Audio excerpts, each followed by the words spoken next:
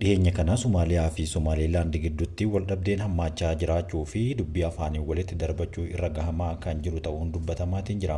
Oduu biraatiin sooressi addunyaa Elon Musk bulchiinsa Wisconsin keessatti filattootaaf cheekii doolaara miiliyoona 1 kennaa jiraachuunis dhagahamaa jira. Raashiyaa fi Yukureen waraana walitti hammeessuun guyyaa kaleessaa galgala Raashiyaan misaayila guddaa jedhamu yeroo jalqabaatiif fayyadamtee jirti. Kabajamtootaa fi jaalatamtoota hordoftoota keenyaa oduu kanaa fi kanneen biroo qabannee isiniif dhiyaanneetiin jirra. Hanga xumuraatti nu waliin akka turtan asumaan isin affeerraa gara oduu keenya galgala kanaaf qabanneetti isin dabarsina. Itoophiyaa fi Imireetota Araba Gamtoomanii qorannoo yakkaa irratti tumsaan hojjechuuf marii geggeessan. Komishinarri Jeeneraalaa Komishinii Poolisii Federaalaa Itoophiyaa Dammallaash Gabra Mikaa'el Imireetota Araba Gamtoomaniitiin garee qorannoo poolisii Dubaay waliin dhimma qorannoo yakkaa irratti akka mari'atan himaniiru. Komishinarri Jeeneraalaa Dammallaash Gabra Mikaa'el shakkamtoota Dubaayitti yakka hojjechuun Itoophiyaa dhokatan to'annoo jala oolchuun qorannoon geggeeffamaa akka jiru himeera. Hoogganaan garee qorannoo poolisii Dubaay Leetinaal Kooloneel Abdallah Muhammad gama isaaniitiin hojii qorannoo yakkaa waloo fuulduratti hojjetamuu fi kan hojjetamuuf hooggantoota qorannoo yakkaa Itoophiyaa gara Dubaay deeman simachuudhaaf qophii akka taasisanis himaniiru. Yeroo itti aanutti shakkamtoota biyya lameenii barbaadaman dabarsanii kennuun seeraan gaafachuu fi garee qorannoo yakkaa hundeessuun tumsan haala hojjechuun danda'amu irratti mari'achuu isaanii ragaan poolisii federaalaa Itoophiyaa irraa argame ni agarsiisa. Sababa Firankoo vaaluutaan haqameef konkolaattonni fe'umsaa 140 ta'an buufata gogaa Samaraatti ji'a lamaa fi dhaabbataa jiraachuun dubbatame. Konkolaattonni fe'umsaa nyaataa fi meeshaalee biroo fe'an 140 ta'an naannoo Affaar buufata gogaa Samaraatti ji'a lamaaf dhaabbachuudhaaf dirqamuu isaanii konkolaachiftoonni himaniin meeshaaleen fe'amanis miidhamaa akka jiraatan itti dabalaniiru. Komishinii Gumrukaa Itoophiyaa damee Samaraatti qindeessaan garee daldalaa galtee sababa haqamuu Firankoo vaaluutaan konkolaattonni kanneen dhibbaan lakkaa'aman akka dhaabbatan ifa godheera.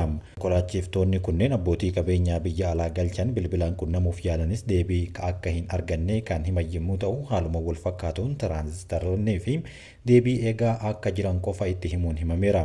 Hojii tiraanzitarii gumrukaa irratti kan bobba'an obbo Jamaal Sa'iid mootummaan sababa Firankoo vaaluutaan wal qabatee oomishaalee kanneen gara biyyaatti akka hin seenne dhorkus meeshaaleen nyaataan wal qabatan konkolaattota fe'umsaa 140 irratti fe'amanii miidhaan irra gahaa jiraachuu himeera.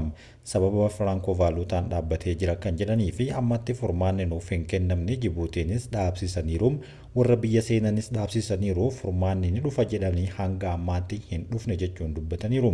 Komishiniin Gumrukaa Itoophiyaa damee Samaraatti qindeessaan garee daldalaa galtee kan ta'an obbo Asraat konkolaattonni kunneen hayyamni galtee Firankoo vaaluutaan mootummaan eeyyame yeroon isaa waan darbeef akka hin sochoone ugguraman jechuun dubbateera. Ministeerri mallaqaa gara ji'a afuriitiin dura hojimaata Firankoo vaaluutaan zayita nyaataa dabalatee meeshaalee garaagaraa gara Itoophiyaatti ittiin galan haquu hordofee galchitootaa fi qaamolee dhimmi ilaallatu hundaaf xalayaadhaan ibsamuu eeraniiru. Somaaliilaand bakka murteessaa US'f kennuuf dhiheessuun Somaaliyaa yaada abdii kutannaati jechuun himatte.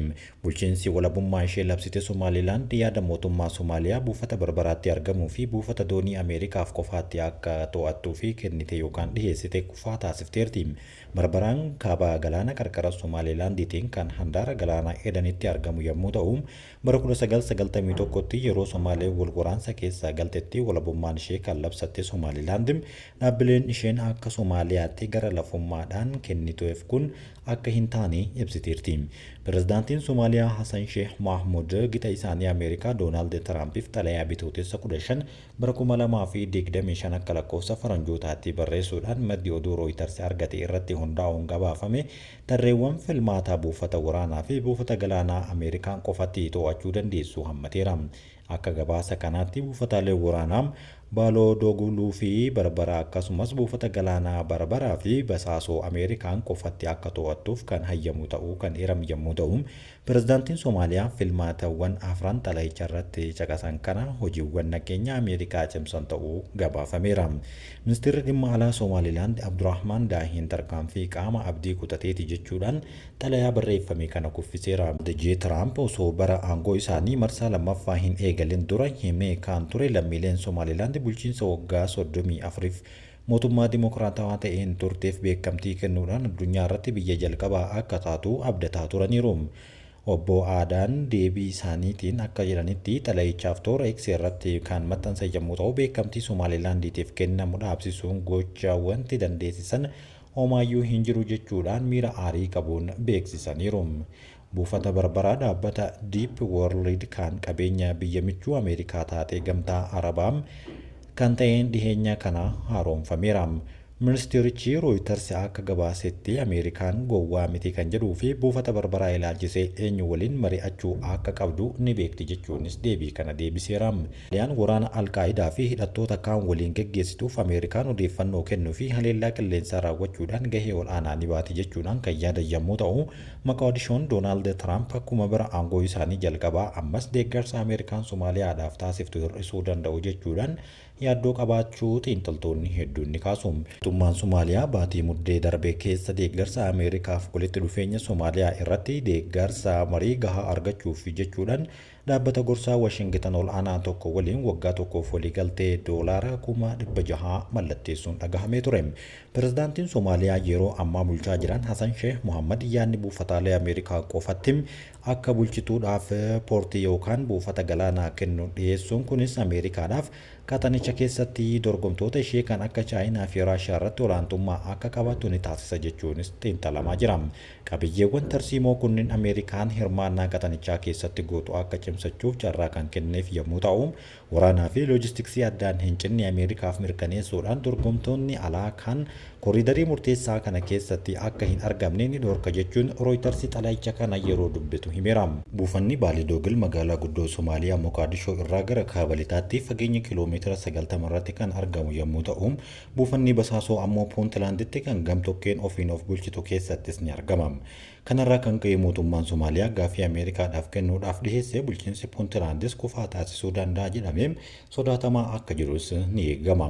Aangawoonni Puuntlaand xalayicha irratti hanga ammaatti yaadni isaan kennan omtuu jiraachuu baatulleen miidiyaan Gaaroowee onlaayiniidhaan kan jedhamuun beekamu mootummaan Soomaaliyaa xalayicha Ameerikaadhaaf kan barreesse osoo isaaniin hin mari'atin ta'uu qeeqeetiin jira. Taateen kunis walitti dhufeenya Moqaadishoo fi Puuntlaand gidduu jiru caalatti kan laaffisu yommuu ta'u, buufanni xiyyaaraa waraanaa lammaffaan xalayichaan kaafame kan Moqaadishoo irraa gara kibba lixaatti argamu yoo ta'u, achis yaalii loltoonni Soomaaliyaa Alshabaab olaanuudhaaf taasisan deeggaruudhaaf loltoonni Ameerikaa leenjii kennaa jiraachuun ni beekama.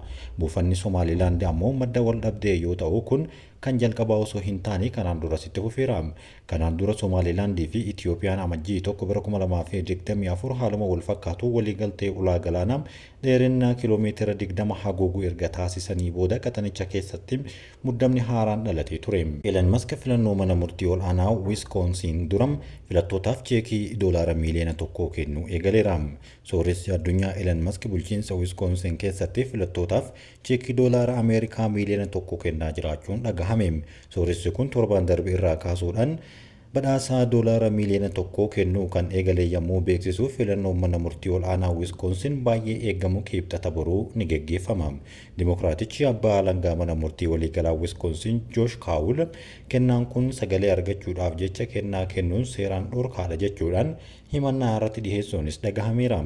Sababii filannootiin manni murtii waliigalaa bulchiinsa gara Rippaabilikaanotaatti callifachuu danda'a jechuudhaan kun ammoo Tiraampii fi bulchiinsa isaatiif oduu gaarii akka ta'us ni himamaa jira. Filannoodhaaf dilbata kaleessaa haaraa taasisaa kan turan Elon Musk nuti kan barbaannu abbootiin seeraa hojii seeraa qofa akka hojjetanidha jechuudhaan namoota lamaaf tokko isaaniitiif cheekii doolaara miiliyoona 1 ifaan ifatti kennuun dhagahameera. Namoonni badhaasichi isaan qaqqabus namoota abbootii seeraa aktiivistii ta'an dhaabsisuudhaan sagalee uummataatiif mallattoo isaanii kaahudha jechuun yeroo dubbatamu, Kaawul Jooshuwaan gama isaaniitiin gochaan Elon Musk gochaa seeraan alaa sagalee bitachuuf taasifamudha jechuun kan himatanidha. Abukaatonni Musk ammoo Kaawul haasaa siyaasaa Musk dhorkuudhaaf yaalii taasisaa jiru jechuun deebisanii isa yoo himatan kun ammoo keewwata heera mootummaa jalqabaa kan cabsudha jechuunis ni dubbatu. Abukaatonni Musk itti dabaluudhaan kennaan kun sochii abbootii seeraa aktiivistoota ta'an dhaabsisuudhaaf malee kennaa filadhaa yookaan dhiisaa kan jedhu osoo hin taane jechuun kaasaniiru.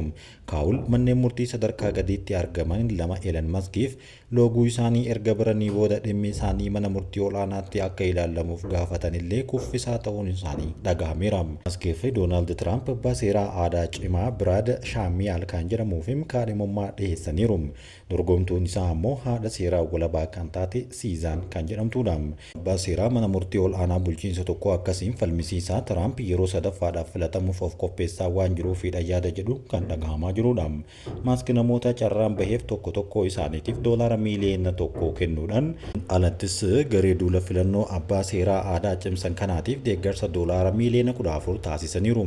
Elon Musk namoota filataman badhaasa mallaqaa yoo taasisan kun kan jalqabaa osoo hin taane kanaan duras haaluma baratameen itti fufeera. Bara darbes bulchiinsota baay'ee murteessoodha jedhaman keessatti keewwanni heera mootummaa jalqabaa akka deeggaru mallattoo isaaniitiin mirkaneessuudhaan nama dhuunfaatti doolaara miiliyoona 1 kennuun isaanii ni yaadatama. Raashiyaan Yukureen irratti boombii humna cimaa qabu fayyadamuu ifatti jalqabde. Raashiyaan Yukureen irratti boombii Gilaayid kan jedhamu humna cimaa qabu fayyadamuun haleellaa raawwachuu cimsitee itti fufteerti.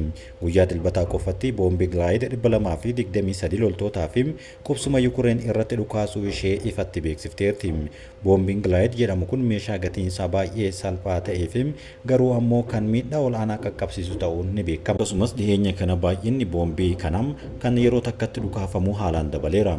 Ji'a Amajjii keessa diinni haleellaa qilleensaa tokko keessatti giddugaleessaan boombii Gilaayid 2 yookaan 3 yoo fayyadamu yeroo ammaa garuu gara 4 yookaan 5tti akka dabalees dhagahamatiin jira.